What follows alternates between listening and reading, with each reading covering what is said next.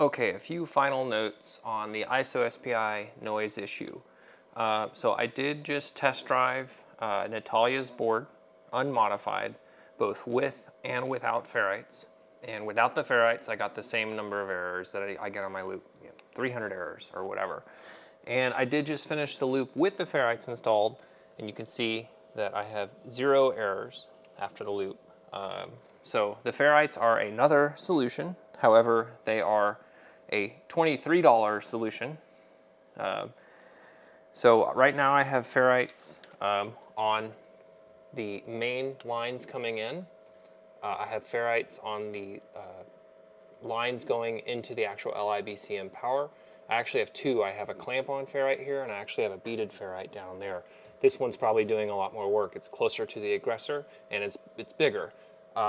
This one, of course, is very large, and if the noise is coming on here, then this is doing a good job here too. This one is not terribly warm. I wouldn't expect it necessarily to be, but if you're unfamiliar, ferrites clamp noise by turning it into heat.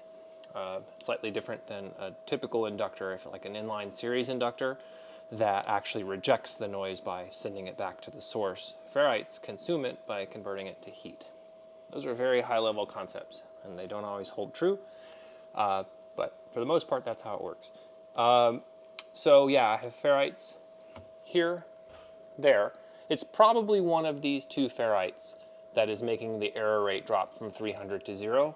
However, I also have a pretty large, this is a toroid ferrite here, but I just kind of put it on the DC-DC just for good measure.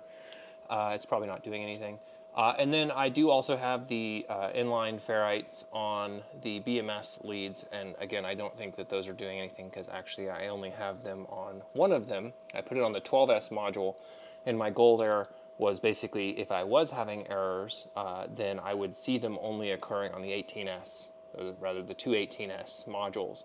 And again, I saw 0 errors, so it leads me to believe that there is no noise coupling through the BMS, which makes sense because the BMS is already pretty heavily filtered. There is an inline RC low-pass filter on every single cell voltage measurement and every single supply in there. So there's something like 65, 70 low-pass filters on the BMS section.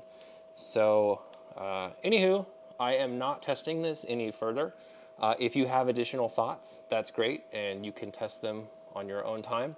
I am done with this issue. It is fixed. So I did just want to test this just to see, and honestly, I'm surprised that the error rate dropped to 0. I thought that it would drop to 20, 30 errors instead of 300, and it is in fact 0. So it's a very strong conclusion that this is primarily a conducted noise issue, and I do think there is a radiated noise issue, as I mentioned yesterday, when the middle mat cover is on, which is of course behind the seats. I will note here that I have done nearly all of my testing with the car in this configuration.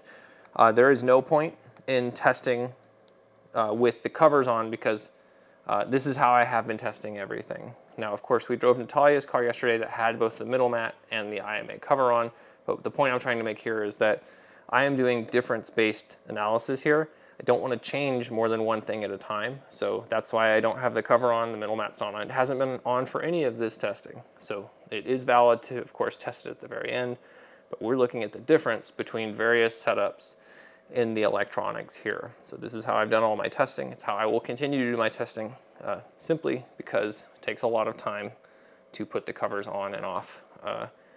Anywho, thanks for watching.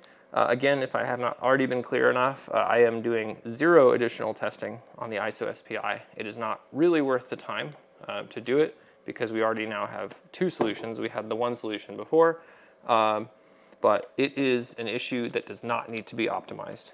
So, yep, that is the final word on the isoSPI issue.